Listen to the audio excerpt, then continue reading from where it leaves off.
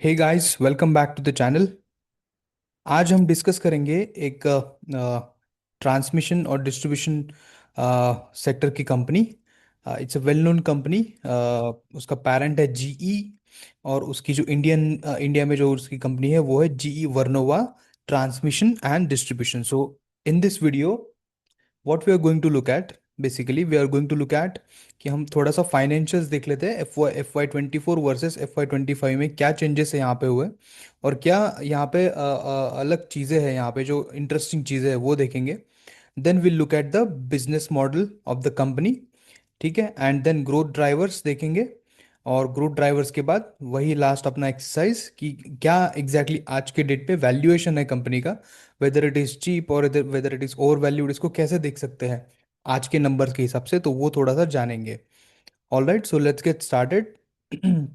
अगर हम देखेंगे ना यहाँ पे FY 24 वर्सेस FY 25 के नंबर्स पे, तो यहाँ पे हमें सिग्निफिकेंट ग्रोथ दिखती है। यहाँ पे जैसे अगर आप देखोगे तो FY 25 में 35%, ऑलमोस्ट 35% का ग्रोथ ईयर ऑन ईयर हमें दिखता है यहाँ पे। ठीक है, उसके साथ एबिटा में भी ऑलमोस्ट 146% का ग्रोथ दिखता है, which is also good. And EBITDA margin is also improved, जैसे कि FY 24 में 10% था, now in FY 25 it is 19%, which is significant jump in the EBITDA margin, which is a good thing. मैं आपको बताऊंगा ये क्यों ऐसे 19% यहाँ पे क्यों दिख रहा है। देन पैट जो है, पैट भी कंपनी का बहुत ही ज़्यादा बढ़ गया है। अगर आप देखोगे FY 24 में 181 करोड़ से सीधा 608 करोड़ का पैट हो गया है। PAT growth is also 235% year on year. And if you look eight PAT margin जैसे इबिटा मार्जिन की तरह 5.71% हुआ करता था FY 24 में, और वो इन्होंने बढ़ के अभी वो हो गया है वो 14%। तो यहाँ पे कंपनी के नंबर्स में ज़बरदस्त इम्प्रूवमेंट यहाँ पे दिख रहा है, और उसके रीजंस है। अगर आप यहाँ पे और एक इंटरेस्टिंग चीज़ जो है ना वो है ऑर्डर बुक। ऑर्डर बुक में क्या है ना कि जो FY 24 में क्लोजिंग था ऑर्डर बुक का, वो अराउंड 6200 करोड़ जितना था। लेकिन FY 25 आते आते वो ऑर्डर बुक का क्लोजिंग हो गया है ऑलमोस्ट 12600 करोड़। अब इसमें इसका मतलब क्या है, कंपनी के पास FY 24 में 6200 करोड़ का ऑर्डर था, फिर इनफ्लो 10700 करोड़ का आया, right, which is big inflow in FY 25, और टोटल वैसे हो गया 12600 करोड़, ठीक है। तो टोटल ऑर्डर जो कंपनी के पास at the end of FY 25, वो अगर हम सीधा कैलकुलेट करेंगे तो वो होता है करीब करीब 16,000 का। उसमें से कंपनी ने अराउंड 4,200 करोड़ जो है एग्जीक्यूट कर दिया, और इसीलिए वो 16,000 में से 12,600 बच गया।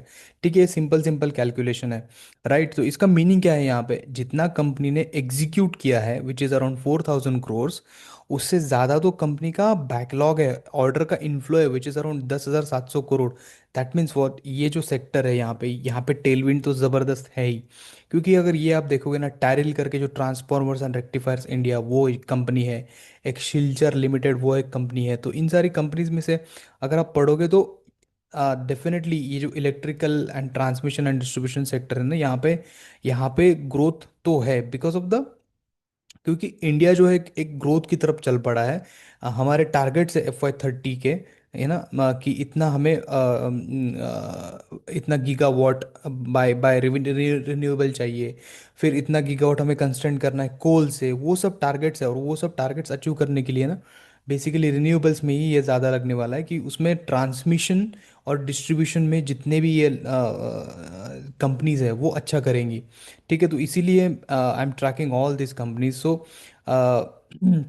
अगर आप देखोगे यहाँ पे तो इन्वेंटरीज भी इन्होंने बढ़ा दी है, that means they are expecting the growth in the upcoming quarters. If you look at the cash, इनके पास कैश भी बहुत अच्छा कैश कैश फ्लो जनरेट कर रही है लोग, which which they are investing, which they are reinvesting into their business. मैं आपको बताऊंगा वो कैसे कर रहे हैं, ठीक है। और कैश फ्लो भी जबरदस्त, अभी आप देखोगे 539 करोड़ का कैश फ्लो था FY 24 में, which has now increase to almost 1,200 crore, which is good thing, right. After working capital adjust करने के बाद ही कैश फ्लो यहाँ पे आ रहा है। Now if you look at the debtors, मतलब रिसीवेबल जो है वो कंट्रोल में है, वो ज़्यादा बड़े नहीं है, ठीक है। एक चीज़ जो मुझे यहाँ पे लगती है ना कंपनी के बैलेंस शीट में, now I am discussing all the important parameters of the balance sheet. एक जो चीज़ यहाँ पे लगती है कि लोन्स एंड एडवांसेस जो है ना वो इंक्रीज हो गए ऑलमोस्ट 4 to 5 टाइम्स। यहाँ पे अगर आप देखोगे 142 करोड़ से सीधा 578 crore, right. Now what are this basically, generally इसको मैं निगेटिव पॉइंट मानता हूँ ये वाला जो पॉइंट है, क्योंकि कोई कंपनी अगर इंजीनियरिंग कंपनी या फिर कोई भी कंपनी है एक्सेप्ट एनबीएफसी और बैंकिंग, अगर उसके इसमें लोन्स एंड एडवांसेस आपको ज़्यादा दिखता है, दैट मीन्स व्हाट, वो किसी अपनी सब्सिडरी को मनी जो है वो पास ऑन कर रही है थ्रू लोन्स एंड एडवांसेस। इसीलिए लोन्स एंड एडवांसेस आपको एसेट्स में दिखता है, क्योंकि ये payable back to the company होते हैं। अभी इसमें मैं जब डिग आउट कर रहा था तो I have to go back to the FY24 का एनुअल रिपोर्ट, क्योंकि आई थिंक FY25 का एनुअल रिपोर्ट आया नहीं है, कि ये समझने के लिए कि लोन्स एंड एडवांसेस है क्या बेसिकली। तब मुझे पढ़ने के बाद वहाँ पे समझ में आया कि ये एक कंपनी का इन्वेस्टमेंट का एक एक डिमेंशन है। इसमें कंपनी इसको बोलते हैं कैश पुल मैनेजमेंट। इसके थ्रू कंपनी के जो एक सब्सिडरी बेसिकली जी पावर, उसको अभी उसका rename LM wind power blades करके है, उसमें ये लोग एक कैश फ्लो मैनेजमेंट है, उसमें ये लोग इन्वेस्ट करते हैं, और वो टू मेंटेन द लिक्विडिटी ये लोग वहाँ पे इन्वेस्ट करते रहते हैं। और जब भी मान लीजिए अगर फ्यूचर में जी वर्नोवा को अगर ये पैसा वापस चाहिए, तो उसको ये पैसा 7% इंटरेस्ट के साथ वापस मिलेगा। तो ये इनका अरेंजमेंट है basically. So that is, I mean that is okay, as long as they have justification. वो लोग इस पैसे को ट्रैक पे रख रहे हैं, और ये अच्छी चीज़ है यहाँ पे इन्होंने जो कैश फुल मैनेजमेंट करके है, that is good thing. So I don't see any major risk here, right. 578 crore का जो है, बट अदर कंपनीज के लिए, जैसे जेंजोल का आपने देखा होगा, या फिर आपने कॉफ़ी डे का देखा होगा, तो वहाँ पे ये लोन्स एंड एडवांसेस वाला बढ़ गया था, राइट। और वो इतना ज़्यादा बढ़ गया था कि वहाँ से कंपनी ने पैसे जो है वो साइफन ऑफ करना स्टार्ट कर दिया था। तो ये इसका रीज़न जानना बहुत ज़रूरी है, ठीक है। तो ये हमने जान लिया यहाँ पे, which is of, I think इसमें कोई ज़्यादा रिस्क नहीं है मेरे हिसाब से, राइट। तो this is all about the company के जो फाइनेंशियल्स थे। अब कंपनी के फाइनेंशियल्स में ये ऑर्डर बुक का जो है वो बहुत ही इंटरेस्टिंग पॉइंट है। कंपनी बोल रही है कि हम लोग 8,500 करोड़ का जो ऑर्डर है, जो जो 10,700 करोड़ में से, राइट, वो हम लोग 1 to 1.5 ईयर्स, मैक्सिमम 2 ईयर्स में एग्जीक्यूट कर देंगे, ठीक है। तो इसके बेसिस पे हमें रेवेन्यू निकालना होगा कंपनी का। अगर हम लोग देखते हैं कंपनी का थोड़ा सा बिजनेस मॉडल अगर समझ लेते हैं, तो let's now go to the business model, and then we'll understand the growth drivers in the company, and then we'll understand the valuation। तो ये बेसिकली प्रोडक्ट एंड टेक्नोलॉजी जो है, अगर आप देखोगे कंपनी की वेबसाइट में जाके, तो they make transformer, switch gears, HVDC, ये जो होते हैं यहाँ पे एलिमेंट्स होते हैं, then all these are like very technical elements, like gas insulated switch gears, control relay protection, substation automation system. So ये this is these are all products and the technology associated with it. So they are striving for another technology which is called as SF6 free solutions, which obviously it will add another margin accretive business to this company, right? Then इनके clienteles कौन होते हैं? तो इनके clienteles है Power Grid Corporation of India, state utility companies, power distribution companies जो होती है, और कुछ प्राइवेट प्लेयर्स, राइट, ठीक है। तो ये इनके क्लाइंट्स हैं। देन अभी ये जो कंपनी है ना, ये कंपनी का जो मॉडल था इनिशियली, वो था they use to deliver the EPC projects, ठीक है, engineering procurement and construction projects, turnkey projects basically, किसी के लिए प्रोजेक्ट डिजाइनिंग से प्रोजेक्ट पूरा कंप्लीट करके देना, that is turnkey. And ये जो मैंने आपको बताया, ये ऊपर प्रोडक्ट्स है। तो क्या होता है ना, प्रोजेक्ट्स में आपका मार्जिन यहाँ पे कम होता है, इस कंपनी के डिस्ट्रीब्यूशन बिजनेस मॉडल में। एंड प्रोडक्ट में which are technology driven products में मार्जिन ज़्यादा होता है। तो what company is doing, that changing the product mix for good, so that EBITDA margin जो है वो 19% की तरफ जा रहा है। And company saying they are confident that they will maintain 19% EBITDA margin in the FY26। So they are not बंद नहीं कर रहे प्रोजेक्ट्स, बट थोड़ा सा कम कर रहे हैं, सो दैट द मार्जिन इनका इंप्रूव हो जाए। तो मार्जिन इंप्रूवमेंट की ये जो रीज़न है, बहुत बड़ा रीज़न है, जो आपको मैंने यहाँ पे बताया। Then they are also doing the geographical expansion. अभी जो इनका करंटली जो FY25 में एक्सपोर्ट का बिजनेस था, वो अराउंड आई थिंक 28% है। Then now and remaining is the domestic business. तो अभी उनको करना क्या है, इनको 70% डोमेस्टिक एंड 30% एक्सपोर्ट करना है, which is again will be margin accretive. And जो इनका एक्सपोर्ट में Africa and southern east Asia होता था, they are expanding that to the Latin America and Europe also. So geographical expansion भी चल रहा है, प्रोडक्ट मिक्स भी चेंज हो रहा है for good, right. And apart from that they are doing capex of around 240 crores। ये जो H V D C thyristor और वी एस सी वॉल्स, ये जो एक नए प्रोडक्ट्स है उसके लिए इनका इनका कैपेक्स भी है, बिकॉज इससे इनकी कैपेबिलिटी इन्हांस होगी। और ट्रांसमिशन जो लाइन है, ट्रांसमिशन का जो बिजनेस है इनका, उसमें काइंड ऑफ इफेक्टिव ट्रांसमिशन और मॉडर्न ट्रांसमिशन की तरफ ये चल पड़ेंगे, right. So basically they will attract the clients here, because they have the class leading transmission systems, right?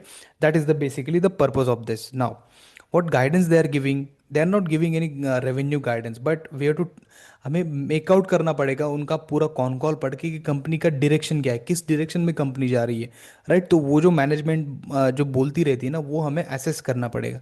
तो कंपनी क्या बोल रही है, definitely they want to grow on a base, जो FY 25 का बेस है उसमें से वो ग्रो उसके ऊपर वो ग्रो करेंगे। तो ग्रो करने के लिए उन्होंने क्या बोला कि 8,500 करोड़ वो तो उनको एग्जीक्यूट करना ही है। अपार्ट फ्रॉम दैट उनके पास दो लार्ज ऑर्डर है, विच इज़ अराउंड 7,700 के ऑर्डर्स है, ठीक है। तो ये सब जो है, ये नंबर्स है, ये नंबर्स एडअप होने वाले हैं। Then at least 1 to 2 HVDC projects it will get decided in FY 26।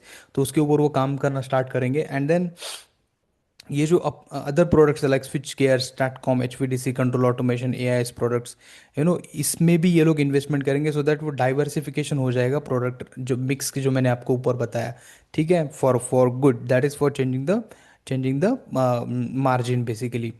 और ये वाला पॉइंट तो मैंने आपको ऑलरेडी बता दिया है, राइट। 8,500 करोड़ ये लोग करेंगे। तो मैनेजमेंट क्या बोल रही है, ये एक लाइन पढ़ने जैसी है।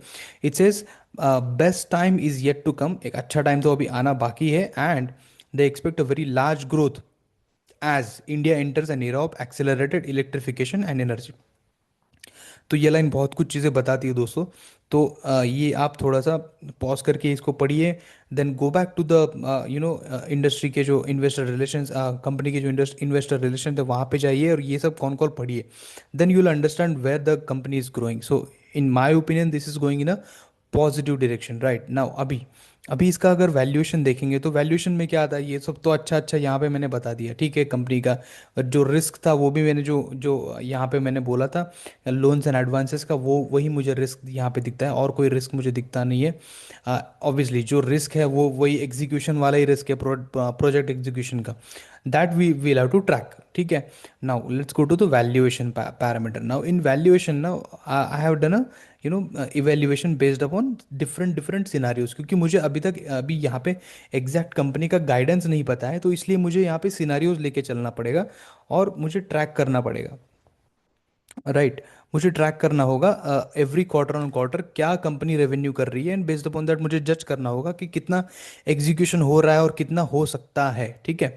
तो अभी यहाँ पे अगर हम लोग देखेंगे तो FY 25 which is around 4,292 crores, उसमें पैट मार्जिन इज 14%, तो 600 करोड़ का पैट आता है, उसमें forward P is 99 which is current P, right.